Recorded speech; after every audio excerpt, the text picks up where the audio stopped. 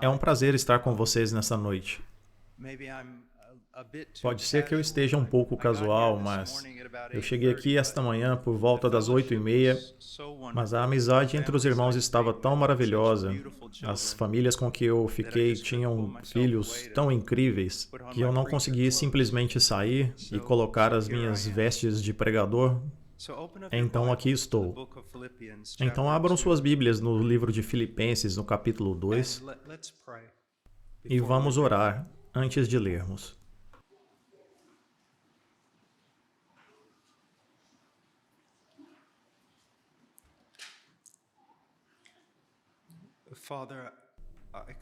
Pai, eu venho a Ti em nome do Teu Filho. Pai, eu oro para que o Senhor possa ajudar o Seu povo para ouvi-lo, mesmo que através de mim,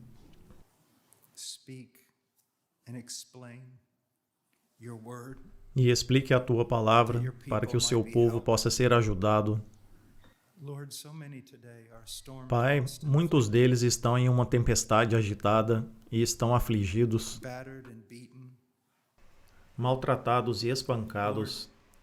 Senhor, nos ensine a orar, assim como o Senhor ensinou os seus discípulos a orar. Então nos ajude, Senhor. Por favor, no nome de Jesus. Amém. Então, no capítulo 2 de Filipenses, no verso 5, tem essas atitudes em vocês mesmos, as quais estavam em Jesus Cristo. Jesus é o nosso exemplo em absolutamente tudo. Ele é o nosso exemplo. Mas isso é muito difícil de nós entendermos, porque nós sempre queremos voltar na situação de que, bem, sim, ele é o meu exemplo, mas vejamos bem, ele é Deus. Ele é perfeito. Então, eu sei que ele é o meu exemplo, que ele é o modelo que eu tenho que buscar. E quando nós temos esse tipo de atitude, nós estamos reconhecendo que ele é o modelo, mas nós estamos drenando todo o poder dele. Mas tem algo que nós temos que entender sobre a encarnação do nosso Deus, que embora ele fosse Deus no mais completo senso do termo, e que sua divindade jamais foi diminuída. Você tem que entender que ele se esvaziou de si mesmo, não da divindade. Deixe o meu querido amigo John MacArthur explicar isso. Então eu quero ler uma coisa que eu atualmente escrevi, que ele escreveu na minha Bíblia e que é tão claro. Se você for para o verso 6, ele diz: ele tinha a natureza de Deus, mas não se considerou igual a Deus, mas se esvaziou de si mesmo. Agora, quando ele diz que se esvaziou de si mesmo, não quer dizer que ele desistiu de ser Deus ou que ele se tornou algo entre Deus e o homem, como um demagogo, mas ele era realmente Deus na essência de Deus e verdadeiramente o homem no senso de homem. Dr. MacArthur escreveu: Cristo se esvaziou de si mesmo completamente, de todo tipo de vantagem e privilégio. A vantagem e privilégio que vinham de ser Deus,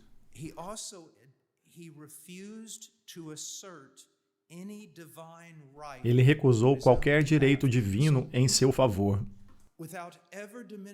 Sem diminuir a sua divindade, o que nós temos que entender é que ele se tornou o segundo Adão. Em um sentido, nós podemos dizer que a Bíblia, bem, Dickens escreveu sobre um conto de duas cidades, onde a Bíblia é o conto de entre dois homens. O primeiro Adão caiu, e todos nós caímos com o primeiro Adão. Agora, nós podemos passar toda a conferência tentando explicar como isso aconteceu, mas o fato que realmente importa é que aconteceu, quer entendamos ou não.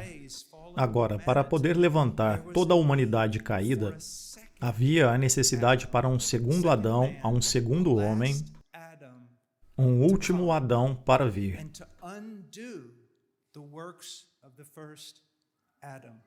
E para desfazer o trabalho do primeiro Adão. Então, quando Cristo veio para a terra, ele caminhou nesta terra como o último Adão.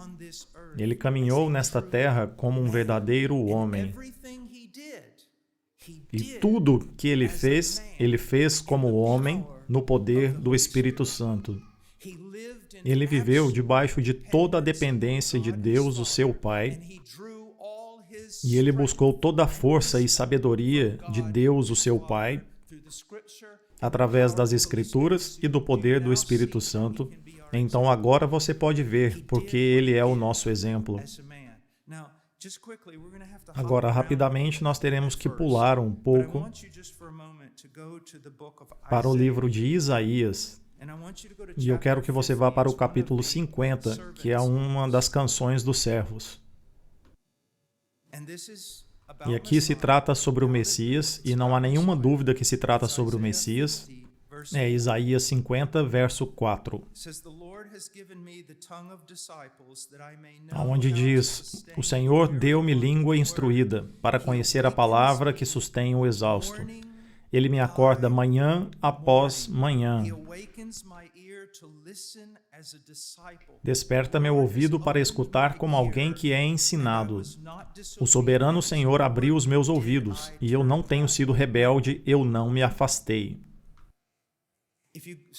Agora, se você estudar Isaías entre os clássicos, entre os reformadores e entre os puritanos, e na escola moderna existe um consenso que o que nós encontramos aqui, entre o menino e o homem Jesus, é que manhã após manhã o seu pai falava com ele. Eu quero que você pense a respeito disso por um momento. Que tudo que ele fez no poder do Espírito Santo, que tudo que ele fez pela sabedoria de Deus, o Pai, que foi comunicado para ele da mesma maneira que ele comunica com você. E o relacionamento que ele mantém em sua encarnação com o seu Pai é o tipo de relacionamento que você agora tem, como um filho e uma filha.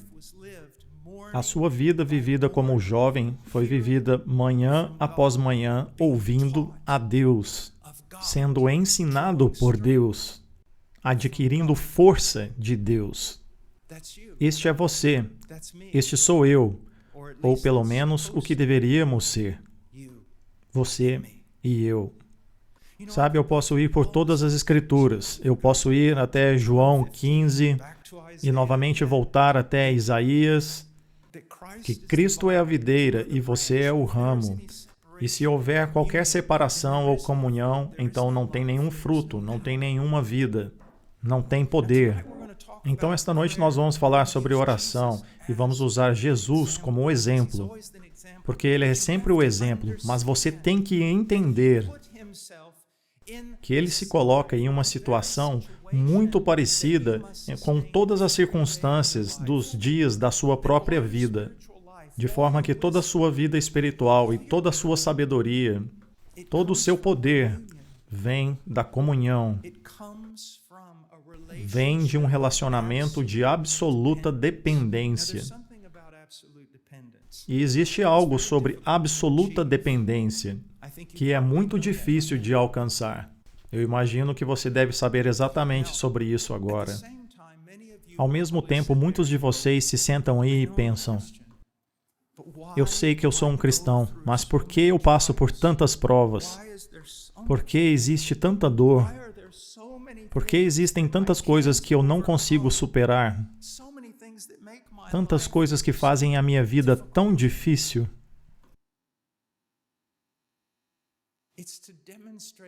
É para demonstrar para você, Deus está amorosamente demonstrando para você a sua fraqueza. Não para deixá-lo na sua fraqueza, mas para que você corra para Ele. Então vai ter tempos que Ele vai te sustentar com o seu poder, então, de repente, Ele apenas sai. Por quê? Mais uma vez, para te lembrar amorosamente, não como um juiz, não para te machucar, mas amorosamente para te lembrar mais uma vez que esse poder e essa vida vem de uma comunhão comigo. Tudo é sobre comunhão com Ele. Eu amo a Convenção Batista de 1689. Eu sou um batista reformado, mas meus irmãos mais sábios naquele acampamento reconhecerão que, apesar que toda a doutrina é essencial, não é o bastante. É a comunhão, a amizade, o relacionamento com Cristo. E todas as coisas difíceis, dolorosas e tudo que você não consegue fazer, é Deus trabalhando as fraquezas na sua vida, de forma que você vai ficar cada vez mais e mais dependente dele. Tem uma canção de Keith Green que eu costumo sempre cantar para os meus filhos, quando eles não conseguem dormir à noite. Meu filho, minha filha, eu sou fraco e tremo, pois do Senhor estou sempre relembrando. Oh, como um pastor forte te segura em seus braços.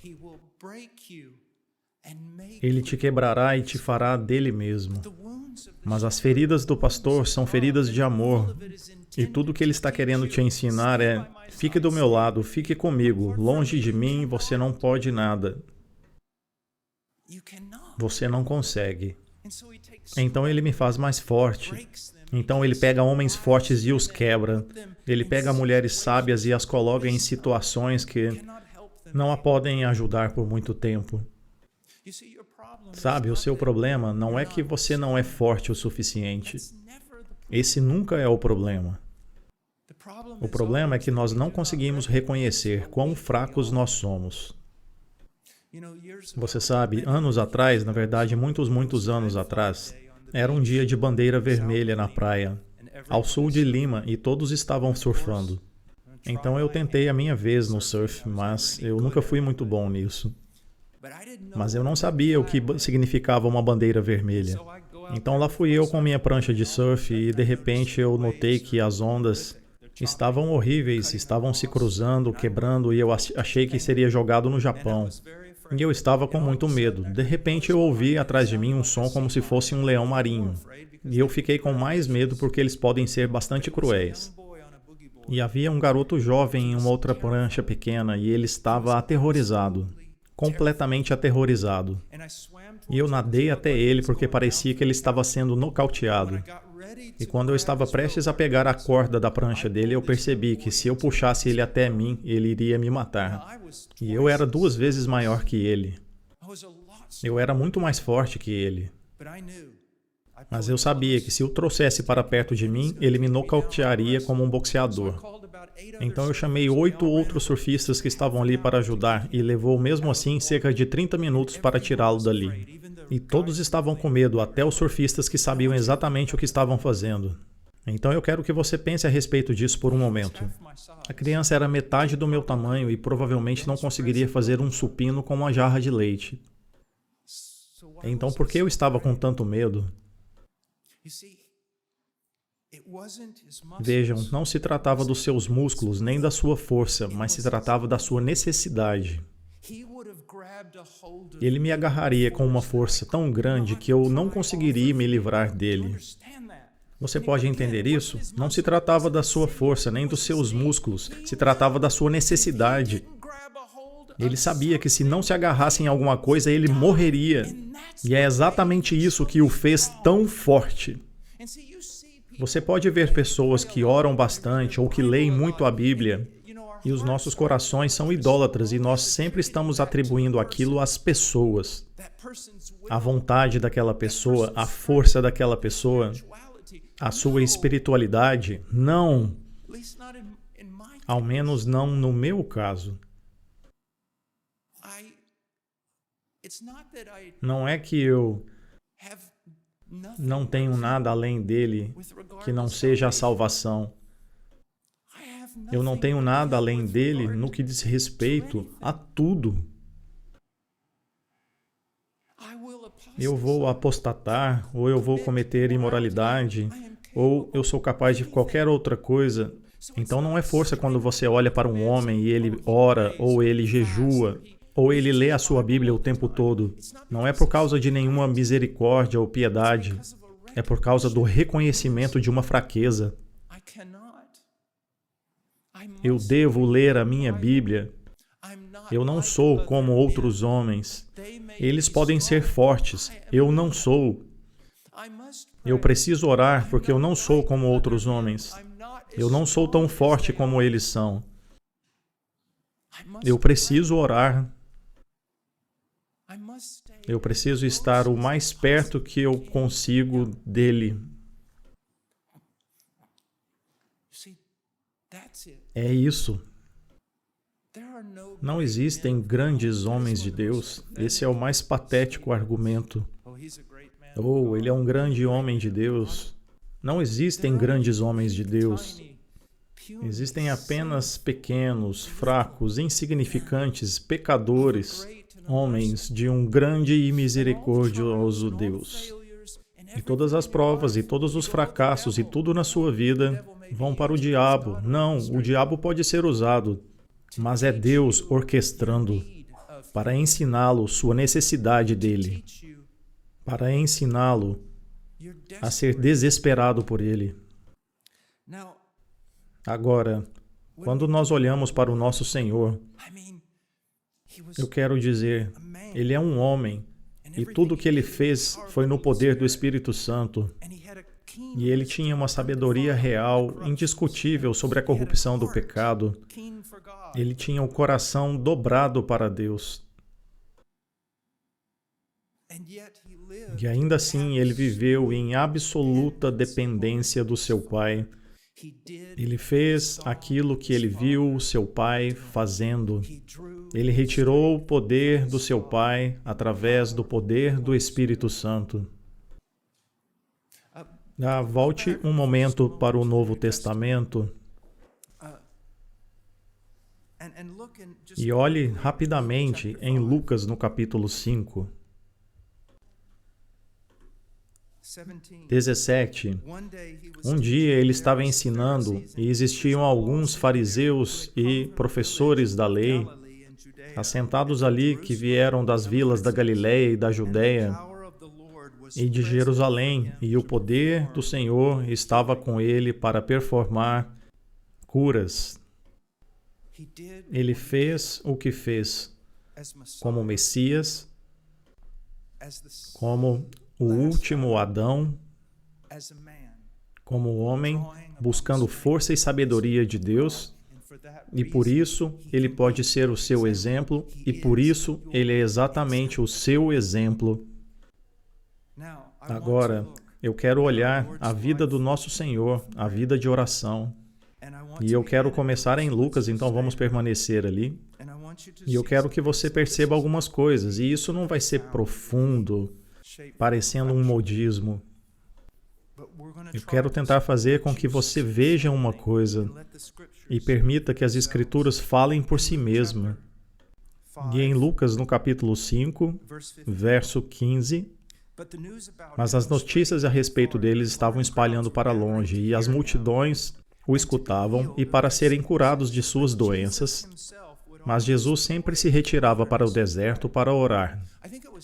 Eu penso que foi Tozer que disse que uma pessoa jovem se converterá e então haverá um chamado especial para a sua vida e ele vai se entregar de uma forma extraordinária para uma comunhão com Deus. Ele apenas vai se alimentar da palavra de Deus horas e horas por dia. Ele orará, ele jejuará e por causa dessas coisas, ele vai começando a se tornar útil para o seu mestre. E então ele se torna tão útil que ele negligencia as coisas que o tornaram útil. Então deixe-me dar um exemplo. Isso me veio à mente, então pode ajudar. Vocês já se perguntaram naquele momento onde os discípulos não conseguiram expulsar um demônio? Quero dizer, Jesus os deu autoridade para expulsar demônios e eles não conseguiram expulsar um demônio. E vem esse tipo de resposta enigmática que esse tipo de demônio só sai com oração. O que isso significa?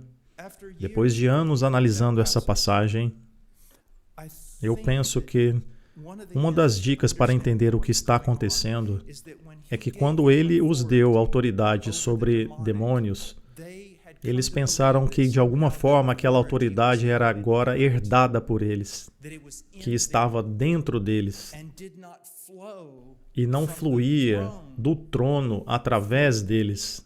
Eles se tornaram independentes. Nós recebemos o poder, foi dado a nós, é nosso. E eu penso que é exatamente isso que está acontecendo ali.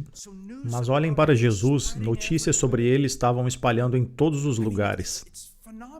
Eu quero dizer, era inimaginável. Você pode imaginar o tamanho das multidões que estavam ali. E no momento mais alto do seu ministério, ele fez aquilo o que a maioria das pessoas não faria, o que a maioria dos ministros não faz, que ministros sinceros nunca fazem. As multidões deixam-no fazer como fazem, mas Jesus, ele mesmo, geralmente se retirava para o deserto para a oração.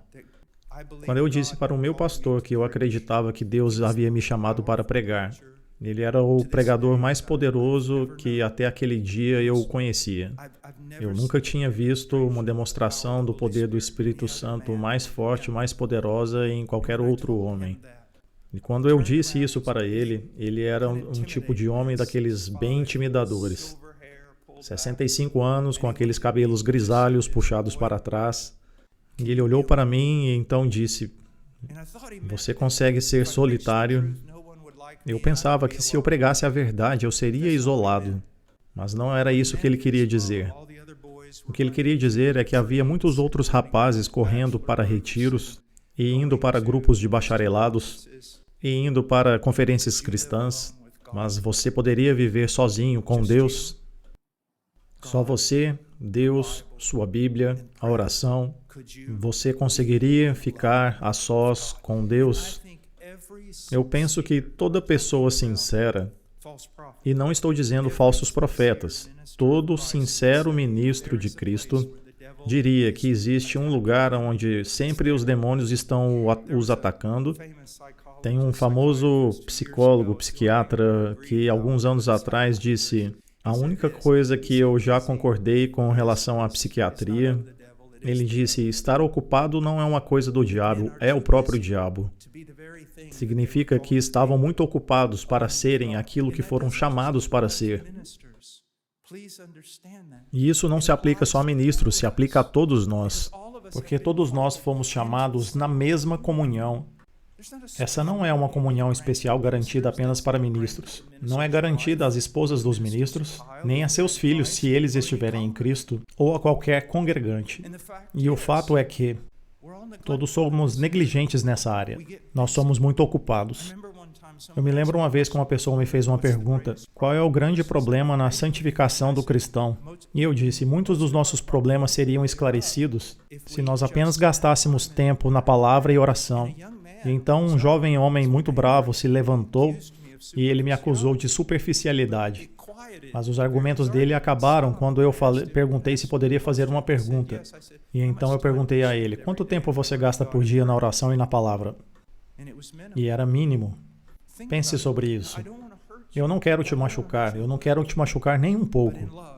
Mas em amor, eu quero que você pense agora, quanto tempo, todos os dias, você passa em um considerável tempo com o Senhor, na palavra e na oração. Veja, eu sou uma pessoa muito simples, uma pessoa que vê que não tem necessidade de cortar a grama se a casa está pegando fogo. Tem coisas simples que nós simplesmente não estamos fazendo. E essas provas na sua vida, e esse sentimento de vazio, e essa perplexidade, e tudo, é Deus te cortejando, te chamando e te ferindo para vir para Ele. Para vir para Ele. Agora, se você seguir, e eu quero que você veja, vá para o capítulo 6, verso 12. E era neste momento, enquanto escolhia os 12, que ele saiu para orar e passou a noite inteira em oração diante de Deus. Pelo menos um pouco nós devemos achar um pouco incomum que isso nunca acontece na nossa vida em um nível para tomarmos decisões que nós temos que fazer? Aqui está este perfeito, perfeitamente sem corrupção, este coração perfeito em perfeita comunhão com Deus, e ainda assim, para essa decisão maior, ele decide sair e passar a noite inteira em oração. E mesmo assim nós podemos tomar decisões tão rápidas, não é? E depois questionamos, Deus, por que o Senhor não me ajudou? Você vê? Então vamos para o capítulo 9.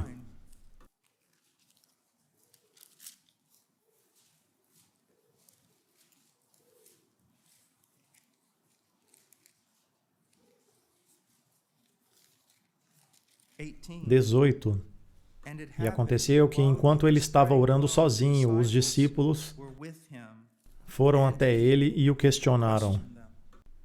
Agora, esta é só uma referência, eu sei. Não acrescenta em nada aquilo que estudamos até o momento. Mas o que eu quero que você veja é, novamente, oração. Novamente, oração. Então veja o verso 28. Então, 8 dias após essas coisas, ele tomou Pedro, João e Tiago e subiram o monte para orar. Sua vida era uma vida de oração, uma vida de comunhão com Deus, uma vida que eu tenho certeza que na moda hebraica, que inclui coisas como ação de graças, louvor e adoração, de abrir o seu coração, porque nós vemos isso no Getsemane. A forma com que ele ora no Getsemane não é de um homem que não tem treinamento em derramar o seu coração diante de Deus. Ao longo dos últimos anos, a minha vida foi tão quebrada através de cirurgias e ataques cardíacos e ressuscitação e cirurgia com um tórax aberto e tantas batalhas no campo missionário e todos os dias, e eu suponho que não possa ser o único que em algum grau todos vocês também passam por isso. E se os meus lábios não estão treinados para simplesmente derramar o meu coração para Deus, e então você se torna mais velho, e dizem que sábios anciãos ensinam que quando você é jovem, a vida te dá tantas coisas que quando você envelhece, a vida começa a te tirar todas aquelas coisas. E você percebe que tinham tantos sonhos que não se completarão, tantas coisas que nunca acontecerão, tantos pontos cegos, tão pouca santificação. E aonde você estaria se você não pudesse estar na vigília noturna, apenas explicando todas essas coisas para Deus? E que conforto é estar a sós. Eu conduzirei você dentro da mais poderosa oração na minha vida, a oração que me salvou tantas vezes. Talvez missionários estejam sendo perseguidos, ou nós temos que remover órfãos da guerra, inimigos estão caluniando alguma coisa. Para sair da cama, tem uma janela acima da minha cama, para eu me prostrar de joelhos e apenas olhar para cima e dizer isto: o Senhor sabe. O Senhor sabe. O Senhor sabe. O Senhor sabe. E porque o Senhor sabe, eu posso ir dormir agora. Você vê, você entende, é exatamente isso que Ele busca. É a comunhão com você. E Ele vai pensar em até mesmo destruir um bom ministério se ele se tornar o ídolo. Tudo flui através dessa situação de estar a sós com Deus. E veja o quanto isso é importante. Eu quero que você vá para Marcos por um segundo. E eu quero que você veja uma coisa. Marcos capítulo 1. Estudiosos nos dizem que se você ler todo o livro de Marcos e você o fizer corretamente, que você ficará exausto. Porque o livro de Marcos é como este som de obturador, um rápido fogo do ministério de Jesus. E é verdade, eu os desafio a ler todo o livro de Marcos. E você estará cansado após os primeiros capítulos. Porque ele vai dizendo, Jesus fez isso, ele fez isso, ele fez isso, ele fez isso. No verso 12, eu quero que você veja o uso da palavra imediatamente. Imediatamente o Espírito o impeliu a sair para o deserto. Verso 18, imediatamente eles deixaram as suas redes e o seguiram. Verso 20, imediatamente ele os chamou. Verso 21, eles foram para Cafarnaum e imediatamente, num dia de sábado, eles entraram na sinagoga. Verso 28, imediatamente boas novas se espalharam em todos os lugares. Verso 29, e imediatamente após eles saírem da sinagoga, eles entraram na casa de Simão e André, com Tiago e João. Verso 30, a sogra de Pedro estava deitada com uma febre e imediatamente eles falaram com Jesus a respeito dela. Você pode ver isto? Imediatamente, imediatamente. E quando você lê outras porções das Escrituras, você percebe que virtude ou poder estão saindo dele. Agora, eu acho que muitos ministros podem se identificar com este exemplo. Quando você ora por um tempo, é como se, literalmente, os seus ossos se secassem. E tanta virtude e energia e vida saíram de você. Depois de 3 ou 4 horas aconselhando um casal que estava com problemas no seu casamento, e você vai aconselhando e percebe que virtude sai de você, e não sobra nada em você, você não consegue nem levantar os seus braços mais. Agora, eu quero que você veja o verso 32. Quando a noite chegou, depois do pôr do sol, eles começaram a trazer até ele todos que estavam doentes e possuídos por demônios, e toda a cidade se ajuntou ao redor da porta, e ele curou muitos de muitas doenças, e expulsou muitos demônios, e não estava permitindo que os demônios falassem, porque eles sabiam quem ele era. Agora, o que está acontecendo aqui? Se um artista da época medieval pintasse esse quadro, você veria Jesus permanecendo quieto, como que permanecendo em um manto glorioso, e talvez houvesse uma fila de pessoas esperando pacientemente. Bem, não é o que aconteceu ali. Muitos anos atrás, quando eu estava trabalhando nas montanhas do norte, no Peru, um povo de Deus muito carente, Deus fez incríveis trabalhos através deles, mas um povo áspero e caloroso. Mas um local sem hospitais, sem medicina, sem medicamentos, sem esperança. Uma vez, numa conferência, talvez 1.200 pessoas apareceram e eles andavam por 3 dias para chegar até a conferência. E eles descobriram que eu havia trazido um médico junto comigo. Eu vi aquelas gentis pessoas se tornarem tão agitadas e agressivas que o médico e eu ficamos presos em uma cabana, dia e noite por 3 dias, pois eles permaneciam em filas pelo lado de fora. Eles se deitavam na sujeira, na poeira, e estavam também segurando seus filhos doentes e gritando por socorro, mesmo tendo problemas entre eles. Quem estava primeiro na fila, aquilo foi exaustivo, foi a experiência mais exaustiva que eu já passei por toda a minha vida. Era isto que estava acontecendo com Jesus. As pessoas não tinham esperança e estavam tentando arrancar o telhado para chegar até Jesus.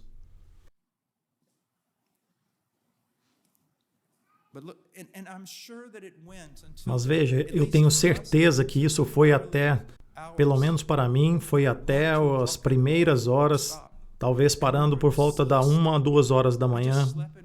Mas quando aquilo acabou, eu estava tão exausto que eu dormi com as minhas próprias roupas, num cobertor de cavalo. Agora veja o que está escrito no verso 35. No começo da manhã seguinte, enquanto ainda estava escuro, Jesus se levantou da casa e foi para um lugar isolado e estava orando ali. Mas eu não estou usando esse texto para dizer que você tem que negar o sono para o seu corpo. Se tem um grande pecado que eu cometi contra o meu próprio corpo, foi negá-lo o sono adequado e eu paguei por isto. O que eu estou tentando te mostrar é que nestas circunstâncias extraordinárias, neste ministério abundante, ele não permitiria que algo o tirasse do caminho, da sua comunhão com o seu Pai. Ele não permitiria isso. Isso não leva ao coração do seu negócio. Então você e eu não temos desculpas. Novamente, eu estou conversando com você como um amigo aleijado, como um companheiro chorão, conversando como alguém que fracassou. E eu tenho que ser severo comigo mesmo e severo com vocês. Nós nunca tivemos uma razão para negligenciar a comunhão com Ele e com a Sua palavra em oração. E muitas vezes, mesmo entre ministros sinceros e de Deus, que ama o povo de Deus, muitas vezes esses são os primeiros a ir, não é mesmo? São os primeiros a ir, e a preparação dos sermões não substituem isto. Não brinque com você mesmo. Nós precisamos disso. Leonard Raven geralmente dizia isto. Pedro pregou um sermão no dia de Pentecostes e 3.000 se converteram. Nós pregamos 3.000 sermões e ninguém se converte. Agora, é óbvio que você pode usar isso de uma maneira muito errada, mas aqui está o que eu quero que você veja. Você não percebe que a maior coisa que nós podemos fazer para este mundo perdido e para o povo de Deus é mantermos a nossa comunhão com Deus? E todo o resto é inútil. Ele disse, eu sou a videira, vocês são os ramos. E disse, longe de mim, vocês não podem nada.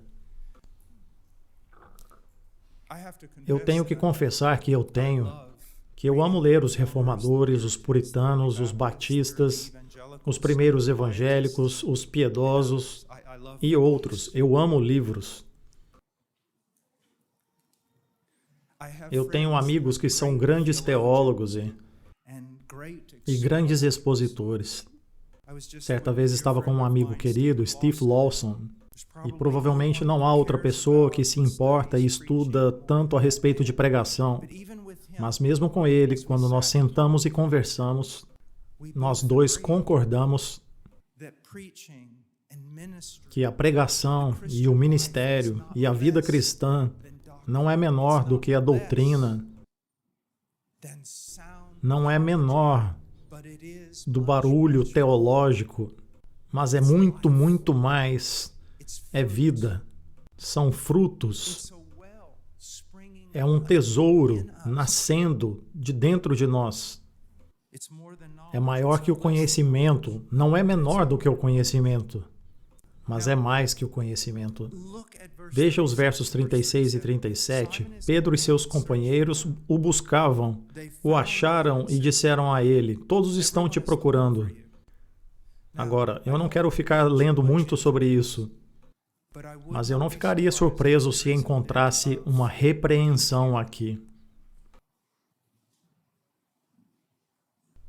Nós temos a capacidade de nos tornarmos hipócritas tão facilmente, especialmente quando percebemos que temos uma vantagem sobre alguém mais justo que nós, e nós temos a capacidade e a oportunidade de apontar um erro. Jesus, por que o Senhor está aqui sozinho enquanto todas aquelas pessoas doentes estão lá? Todos estão te buscando. Tem pessoas se machucando lá. O que o Senhor está fazendo aqui sozinho? E se ministros e cada cristão na face da terra pudessem entender isto, Eu não sou bom para mim mesmo, eu não sou bom para minha esposa, eu não sou bom para os meus filhos, eu não sou bom para o povo de Deus, eu não sou bom para o mundo perdido, a não ser que eu mantenha minha comunhão com Deus. Estou certo disso.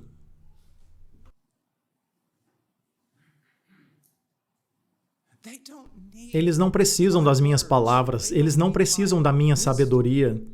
Eles precisam da palavra de Deus, da sabedoria de Deus, que vem através de nós, através de diligente e consistente estudo, de meditação e memorização, e também no contexto da igreja, onde comparamos verdades espirituais e nós podemos corrigir e repreender uns aos outros e ensinar uns aos outros. Tem que ser a sabedoria de Deus.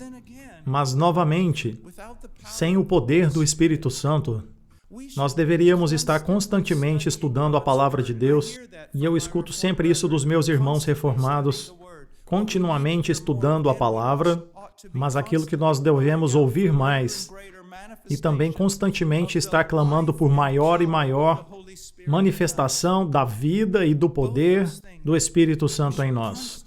Nós devíamos estar constantemente clamando por isto. Então, quando eu falo as suas palavras, e eu faço isso no poder dele, e mais importante que isso, eu vivo as suas palavras, principalmente próximo das pessoas mais próximas a mim. Veja o que Jesus disse. Verso 38, ele disse a eles: vamos a outro lugar, para as cidades aqui perto, aonde eu posso pregar ali também, pois foi por isso que eu vim. Agora, existe uma alternância entre o ministério de curas e demonstração de poder, e de sinais e de milagres, que todos nós sabemos que é uma prioridade, e é a prioridade, para a proclamação e como ela chega até os outros. Eu quero ser muito cuidadoso com o que eu digo. Você pode ensinar um papagaio para repetir palavras de teologia, mas não significa que nenhuma destas palavras causou impacto nele. Me deixe dizer uma outra coisa, e isso é uma hipérbole, um exagero, mas eu quero que você veja como um ponto principal. Tem 2 homens jovens diante de mim, todos os 2 têm a mesma teologia, os 2 falam sobre as mesmas coisas, e um dele obteve as informações lendo sistematicamente, e o outro obteve as informações lendo a palavra de Deus, e comparando aquilo que ele aprendeu com outros livros. Eu posso dizer a diferença. Veja, não é apenas sobre conhecimento. Mesmo o bom conhecimento que eu encontrei através do estudo sistematizado, mas se trata da Bíblia. A Bíblia é a palavra viva de Deus. Ela é viva, é sobrenatural, ela transforma. E sim, eu amo os puritanos e os reformadores, e John Gill e tantas outras pessoas, mas as suas escritas não são a mesma coisa. Apenas não são. Então, você precisa passar tempo com ele.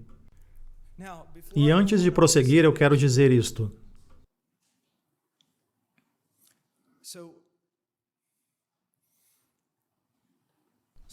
Alguém que não trabalhou pelos últimos 20 anos vem até a minha garagem e diz: irmão Paul, eu quero trabalhar com você e eu quero fazer tudo aquilo que você faz. No próximo dia e no próximo mês, ele simplesmente não pode andar. É como se fosse uma aranha que foi pisoteada.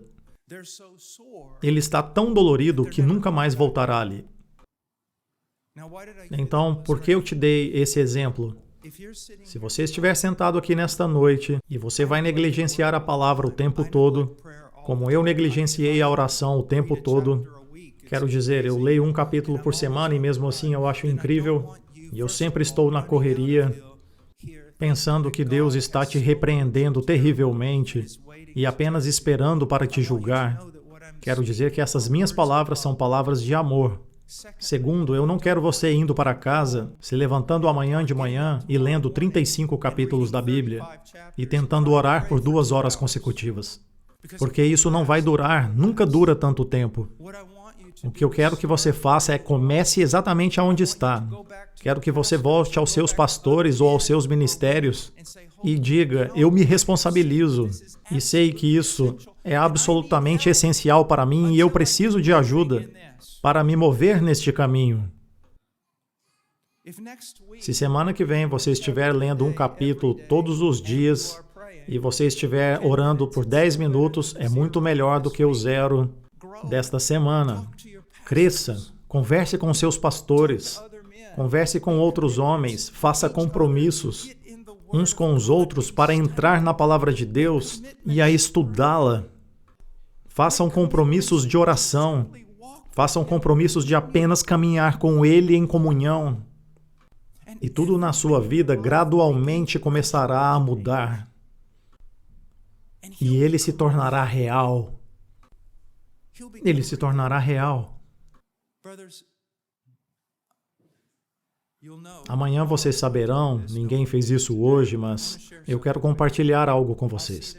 Eu vejo que tem serviços na igreja prestes a iniciar.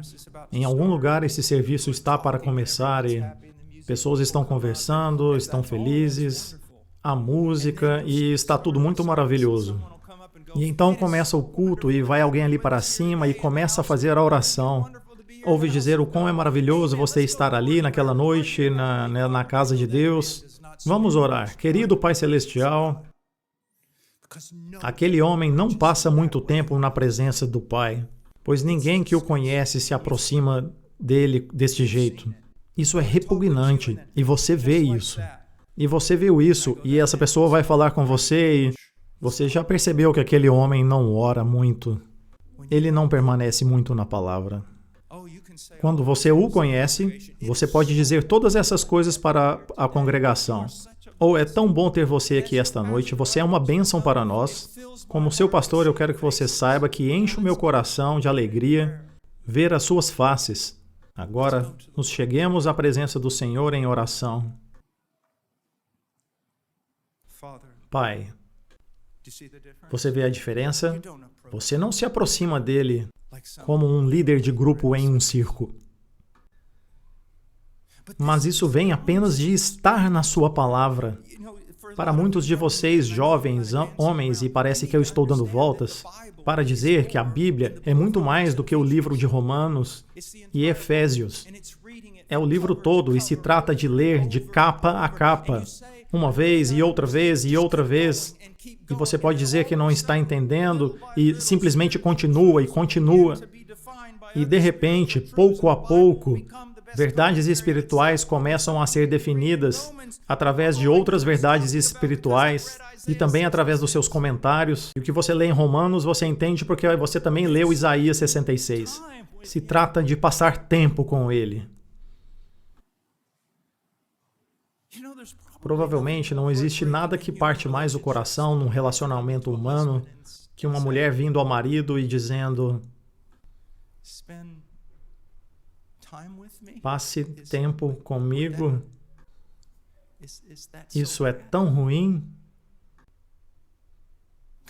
Você pode imaginar a sua mulher chorando porque simplesmente ela deseja que você passe tempo com ela, converse com ela. Você pode apenas se sentar aqui.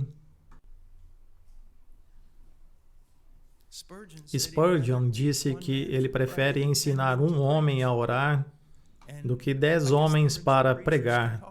E eu penso que o príncipe dos pregadores pode falar a esse respeito.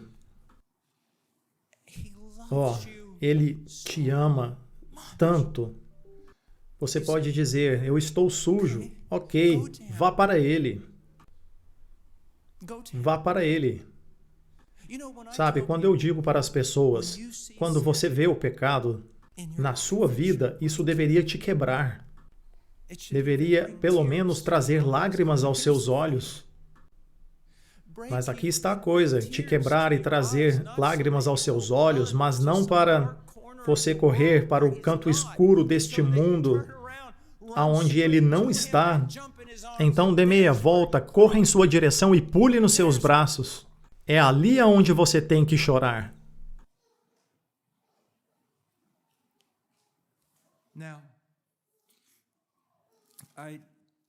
Agora, eu só tenho esse tempo com vocês, então eu quero continuar e ir rapidamente ao livro de Lucas, voltar a Lucas capítulo 11, verso 1. Aconteceu que quando Jesus estava orando em certo lugar, assim que ele terminou, um de seus discípulos disse para ele: Senhor, nos ensine a orar.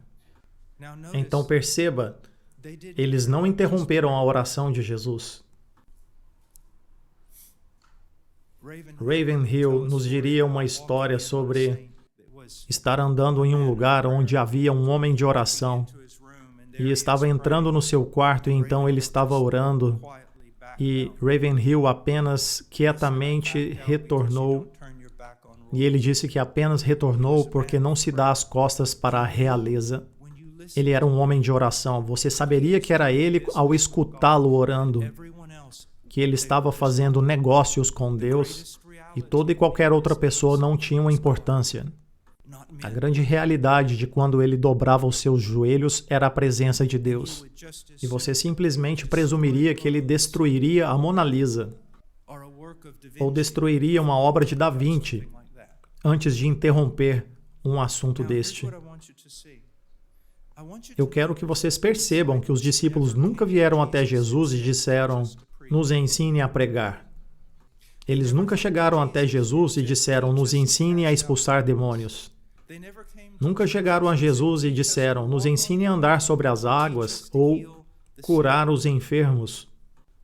O que isso me ensina? Que o fato em que eles vieram até Jesus e pediram, nos ensine a orar, eu acredito estar relacionado à mais extraordinária face da vida de Jesus quando se olhava para ele e via sua vida de oração. A coisa mais extraordinária sobre ele era como ele se relacionava com Deus. Agora imagine, nós sabemos que quando ele era um garoto e estava no templo, ele já era ensinado por Deus de uma maneira magnífica. Então agora nós sabemos que ele está próximo dos 30 anos. Estamos assumindo que a maior parte da sua vida, tirando a sua primeira infância, ele tinha comunhão com Deus. Era uma comunhão aberta com Deus, algo que nenhum de nós jamais saberemos. Exponencialmente maior do que podemos imaginar. E eu acredito que enquanto ele orava, eu não acredito que havia eloquência, show. Eu acredito que havia simplicidade no falar, mas havia algo que era completamente diferente de tudo que eles já haviam visto. E é por isso que eu usei o exemplo do pastor que vem até o púlpito e usa aquele tipo de oração, como um líder de grupo de circo. Este tipo de homem não ora muito. Ele não tem sido ensinado na escola da oração. Agora, eles dizem, nos ensine a orar. E, novamente, eu não quero me demorar muito, mas eu preciso que você entenda esse tipo de pregação não bíblica. Ela é perigosa, sim. E também há muito sobre oração não bíblica. Sim. E mesmo assim, eu quero ser muito cuidadoso. Porque, embora todos nós tenhamos que aprender a orar biblicamente, eu não gostaria que a menor, que o mais fraco ou imaturo filho de Deus não chegue à presença de Deus com toda a confiança, porque eles temeram por não saber orar. Agora, eles dizem, nos ensine a orar, e Jesus ensina aquilo que entendemos um modelo de oração. Então eu quero que você vá para Mateus, no capítulo 6, para vermos uma versão mais completa. E quero que você veja algo. No verso 9, ele diz, orem desta forma. Querida irmã, querido irmão, Eu pensei muito sobre isso. Especialmente vocês, mulheres, porque escutam isso mais do que nós. O seu filho te pede algo, vocês dizem a eles exatamente o que fazer e então eles não fazem. E eu sei que este é o caso, porque então o seu esposo chega em casa por volta das 5 horas e você permanece na porta, fumegante, dizendo a eles que devem tratar com seus filhos. Eles dizem, como eu faço isso? E você diz, faça dessa forma, mas eles simplesmente ignoram tudo aquilo que você falou. Você não percebe que a nossa negligência deste ensino está fazendo exatamente a mesma coisa, e provavelmente é devido à nossa reação ao abuso desta oração, do catolicismo, mas inútil, quando ele foi perguntado, nos ensine a orar. Então ele disse, ok, ore desta forma. Quantos de vocês oram de acordo com este modelo de oração? Quase ninguém. Então pense sobre isso. E mesmo assim eu estudei através das orações nos Salmos e nas orações das epístolas, e eu vi que todas elas se adaptam a este modelo. Então eu não tenho muito tempo para continuar neste assunto, nem capacidade intelectual suficiente para isso, ou espiritualidade, mas quero apontar uns fatos. Primeiro de tudo, quando você disser ao Senhor, Senhor, ensine-me a orar, Ele dirá, ok, e então te dará isto. E a primeira coisa que Ele diz é, Pai nosso que estás nos céus. O que isso quer dizer? Eu diria que é a perfeita psicologia da oração. É uma atenção ao Pai que está nos céus. Então, nosso Deus. E na América você vai ouvir muitos dizer que Abba Pai significa papai, mas não significa. Não quer dizer papai, então não chame-o de papai. Então deixa eu te dar um exemplo. Essa oração sim carrega carinho, mas quando nós usamos a palavra papai, a reverência não está ali. Se você for para a Nigéria ou para a Zâmbia, é uma coisa incrível que você verá, especialmente entre os cristãos e as famílias tradicionais. O pai tem uma importância cultural muito grande. E quando um filho ou uma filha vem até o seu pai e eles dizem, pai, e eles estendem as suas mãos assim, desta forma, e mudam um pouco de cultura para cultura na África.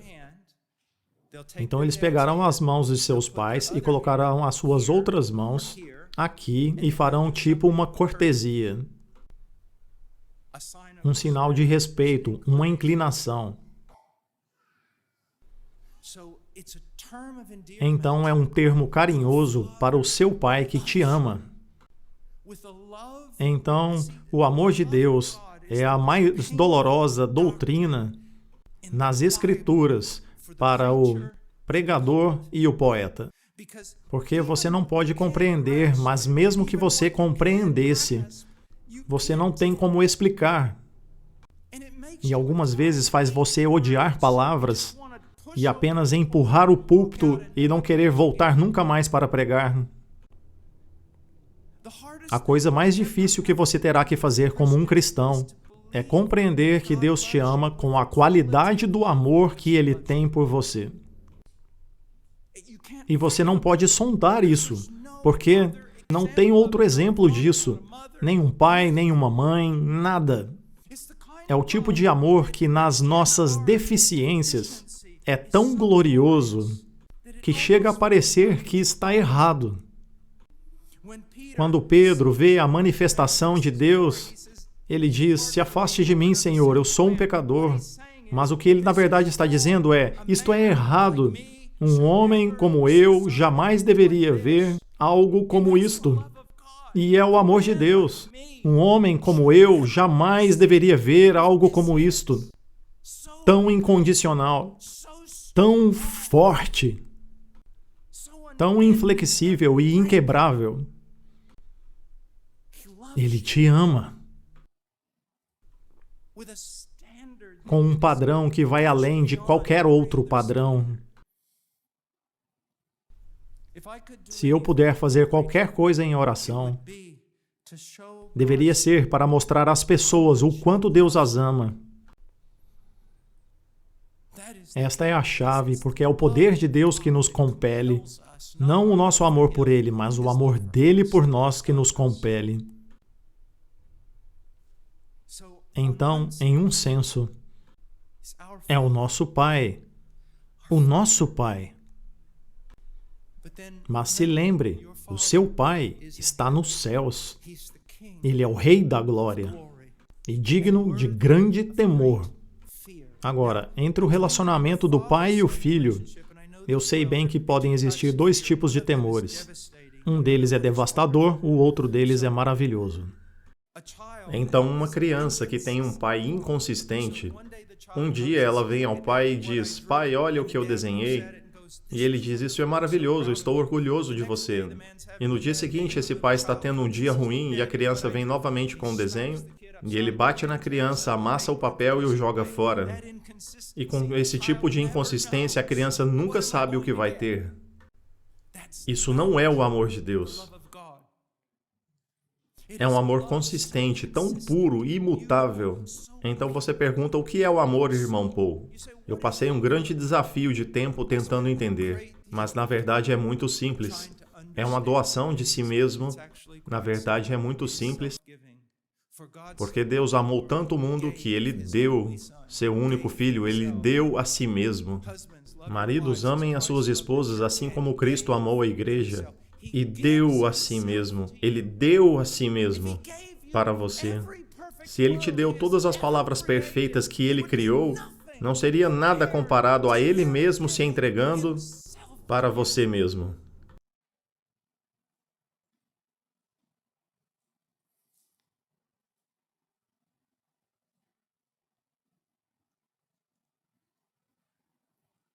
Eu quero que você pense em uma foto como esta. John F. Kennedy no Salão Oval, e ele está sentado atrás de uma mesa, a mesa mais poderosa, do homem mais poderoso do mundo, e essa foto está sendo tirada do fundo da sala. Uma sala que, se você fosse chamado para entrar, você tremeria. Se você fosse um líder de outra nação, você tremeria também, porque estaria diante da mesa do homem mais poderoso do mundo. E a coisa mais bonita dessa foto é o conjunto que passa pelas pernas, e você vê o seu pequeno filho naquele buraco, brincando com um brinquedo. Então você está passando pelo mar cristalino, pelo sangue de Jesus, perfeitamente e completamente amado, enquanto serafins abaixam as suas cabeças e cantam santo. Ele te ama, mas mantém essa tensão. É uma coisa linda uma vez que você começa a agarrá-lo, não apenas pela doutrina, mas você começa a agarrá-lo experimentando nesta maravilhosa fusão, nesse maravilhoso fluir de duas correntes, da sua extraordinária segurança de que sou amado por Deus e essa extraordinária reverência, não apenas na sua grandeza ou no seu poder, mas pela sua própria beleza que é incapacitante. Eu acredito que nós temos que ser transformados para ir para o céu, porque se nós vamos ter apenas um vislumbre da sua beleza, um único vislumbre do seu amor, isso trituraria as nossas mentes e nos quebraria em milhares de pedaços. A beleza seria muito grande para contemplar, e é por isso que tem sempre um pouco de loucura nos profetas, porque as suas mentes foram quebradas. Não somente pela grandeza de Deus, mas pela beleza de Deus, do amor de Deus. Pai que estás nos céus, santo seja o seu nome, venha o teu reino, sua vontade seja feita. Esses são tipos da Trindade. É uma petição, são três faces que entra e sai deles juntos, e ainda assim cada um deles são distintos. Santo é o seu nome. Qual é a oração principal, uma vez que você assume o conhecimento de Deus? Qual é a oração principal? Santo seja o seu nome. E o que quer dizer?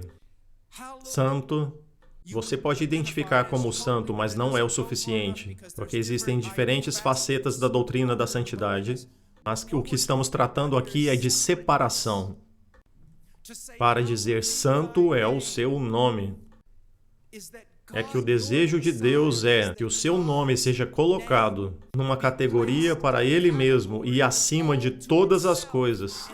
e acima de toda outra categoria de nomes, de pessoas, lugares ou coisas. Uma das coisas mais ridículas que você pode dizer é manter Deus em primeiro. Mantenha Deus o número 1. Jamais diga isto, porque você está assumindo que Ele está na mesma categoria de todos. Você não mantém Deus número 1. Deus está num lugar para Ele mesmo. Não existe segundo. E Ele não é como nós, apenas maior. Ele está numa categoria completamente distinta de tudo que existe, e Ele está lá a sós. E você, com todo o desejo que você tem no seu coração, a grande petição do seu coração seria: Deus, em minha vida, o meu grande desejo acima de todos é que o Senhor seja estimado pelo meu coração sem nenhuma lealdade conflitante, acima de todos. O Senhor está lá separado e distinto de tudo.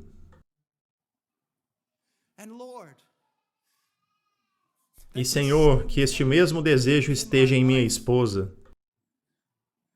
Que a minha esposa te veja assim, acima de todas as outras coisas, e estimado acima de todas as outras coisas. E que os meus filhos e os meus estimados irmãos vejam isso e que o mundo veja isso. Essa é a grande petição do meu coração. Quantas reuniões de igreja de oração, alguma única vez você já ouviu sobre isso? E Jesus disse que essa seria a oração principal. Que Deus seja estimado no meu coração, no seu coração, no coração deles, acima de todas as coisas, sem nenhum outro tipo de concorrência. E então nós oramos assim para todo o restante. Nós trabalhamos desse jeito. Eu trabalho no meu próprio coração para retirar outros amores. Eu ensino a minha esposa e os meus filhos e a Ele a sós. Eu olho para os membros da minha igreja e digo: irmãos, não vamos compará-lo, vamos ter uma visão maior dele, de forma que ele é singular em nosso coração. Então eu vou para o mundo e digo: parem com os seus esportes e o seu entretenimento. Pegue tudo o que você pensa ser de grande importância, coloque tudo em uma tigela e não mova a balança nem 1 centímetro. Isso não tem valor comparado a um vislumbre dele. E você sai com aquele tipo de evangelho que você é um pecador e apenas dê a volta, veja o que realmente é maravilhoso, deixa eu te dizer sobre ele, que o seu reino venha, que o avanço do seu governo venha para a minha vida e ganhe mais e mais território. E você diz: ô irmão Paul, todo o meu coração pertence a ele. Não, não pertence. Eu tenho andado com ele por cerca de 40 anos.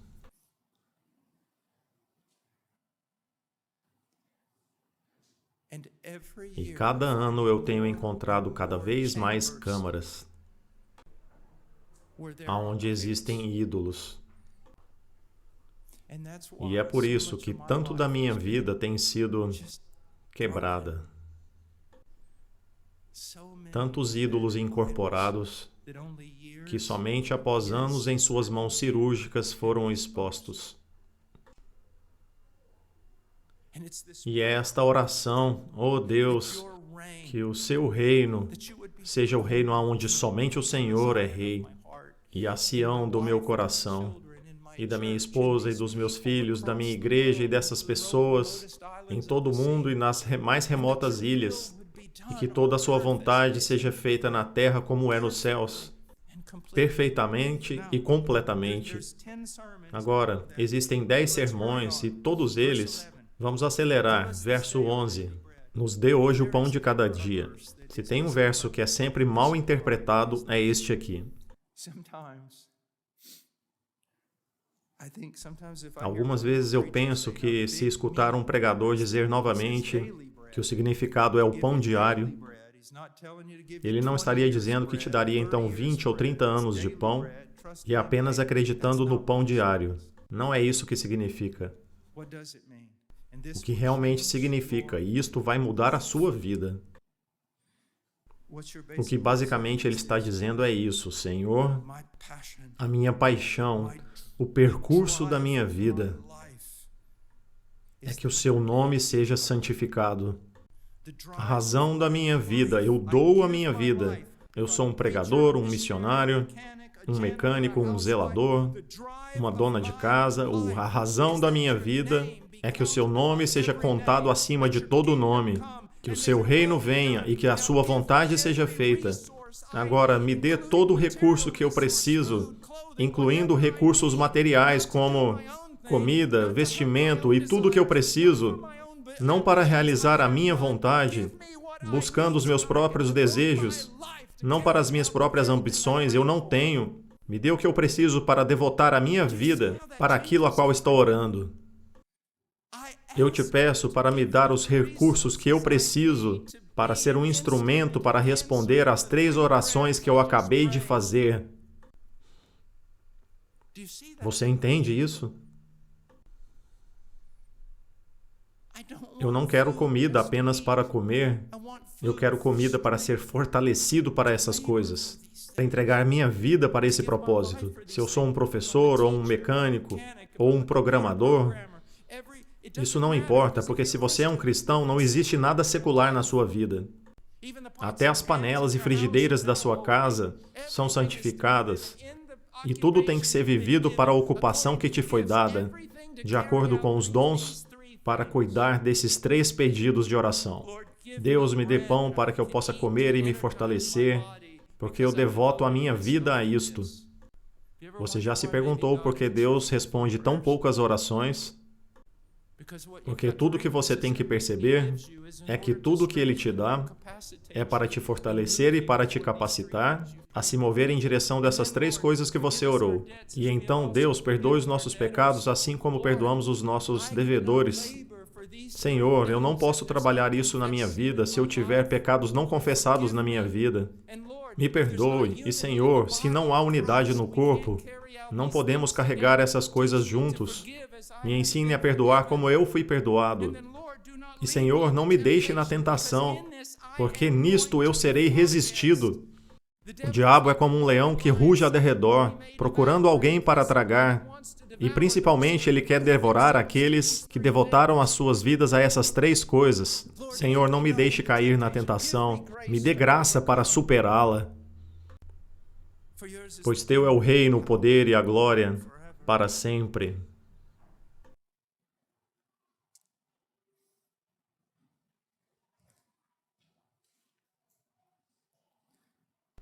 Quer saber o que isso diz a mim?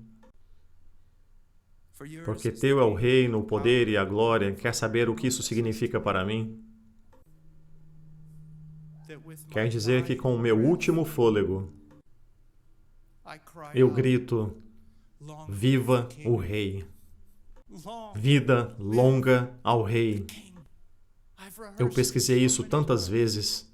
Eu pensava que quando eu estava no Peru ou em diferentes lugares, eu acredito que eu morrerei como um mártir.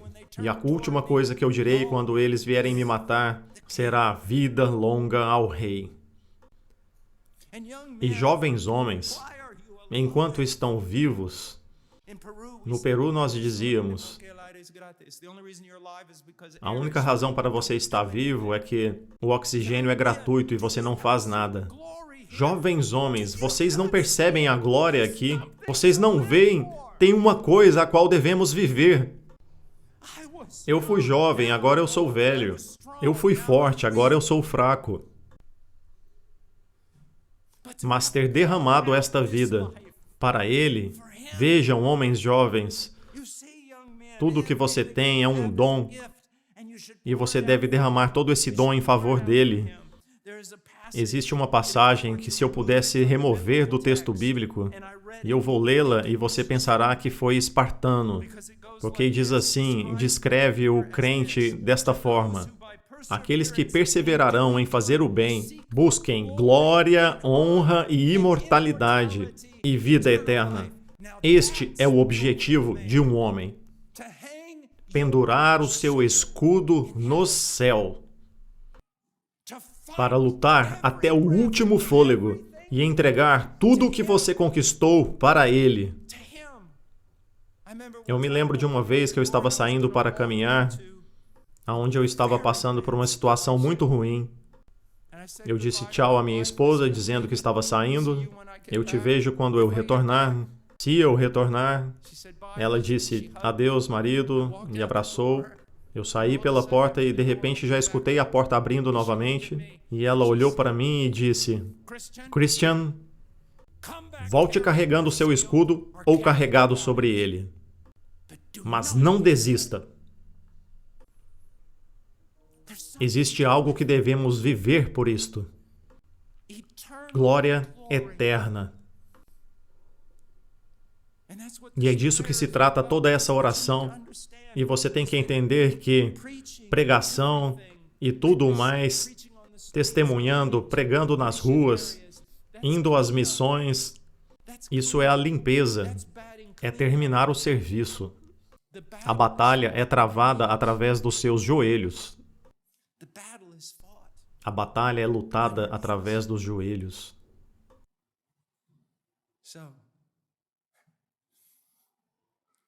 Vida longa ao Rei. Longa vida ao Rei.